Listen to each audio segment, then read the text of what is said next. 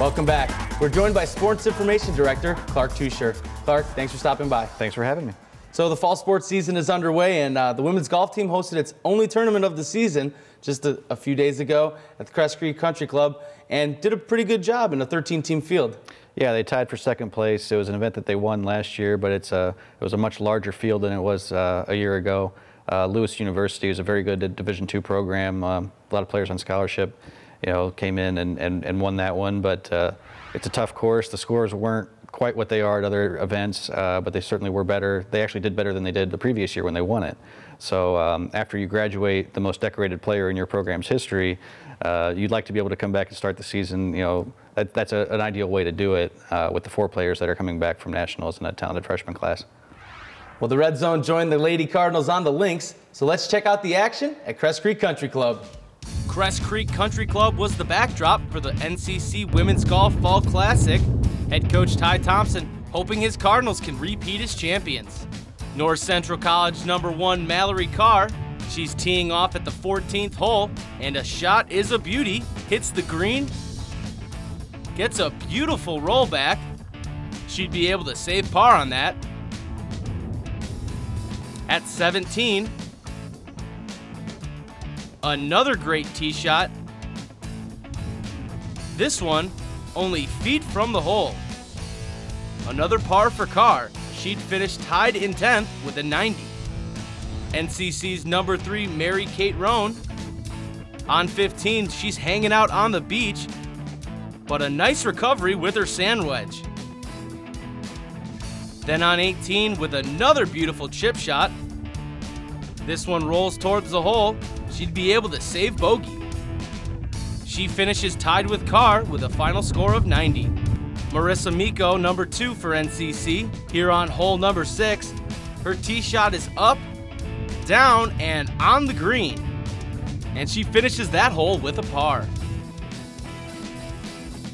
On 17, the tee shot gets the roll right near the pin. She'd be able to par that. She finishes with a 91 final score. Kayla Hutcherson for North Central College with a solid tee shot here on 14.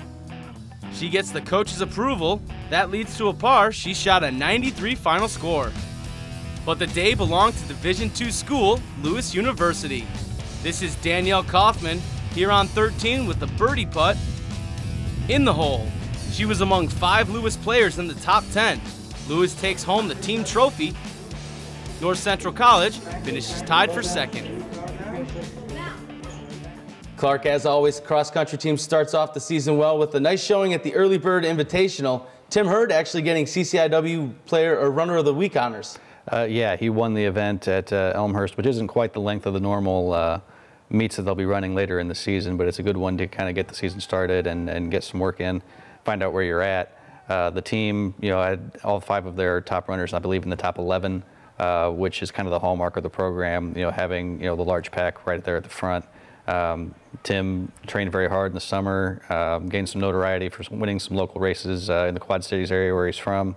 Certainly looking to become, that #1 guy for the Cardinals now that, you have a multiple national champion in Michael Spain who's graduated and left the program. There's a spot there to be filled, and Tim is trying his best to fill it. Yeah, you lose a guy like Michael Spain, it's never easy, but it seems the Cardinals are just able to keep churning out good runners. What does that say about Al Carius and his coaching philosophy? Well, he's doing something that works. It's, year after year, he keeps getting guys in who are excited about running and really take ownership over their own training and their own competitions and really, take what he teaches them and make it a 24-hour-a-day thing in terms of the decisions that they make at practice and competitions and away from those events as well. So certainly teaching it as a way of life goes a long way toward allowing those guys to have a lot of say over how their athletic career plays out. Sometimes overshadowed by the men's team, the women's cross-country team is still one of the top teams to beat in the CCIW. Yeah, they've showed up in the regional rankings to start the season. They just recently reported to campus, so they'll be in action this weekend for the first time.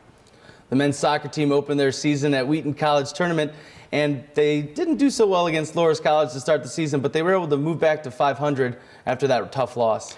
Yeah, they started against Loras, who was ranked 15th in the country. they had some injury problems that crept up at the end of preseason camp, and it really kind of showed in that season opener. They really weren't quite as crisp as they had been in practice. They came back the next day and picked up a win over Covenant College. Got a goal from a defender, which doesn't happen terribly often. And so they were able to get back to 1-1, and they've got a big game Wednesday night against Rockford College, home opener in front of what we hope to be a very large and very loud crowd. Seems like the fans have been coming out to support the Cardinals a little bit more at these home soccer games recently. Well, it helps that the team's winning a little more often, and it's a group of guys that's easy to root for. They're good students. They're active in the campus community. They certainly work very hard on the field, so it's a good team to get behind. Clark, thanks again for stopping by and talking all things North Central athletics. Thank you.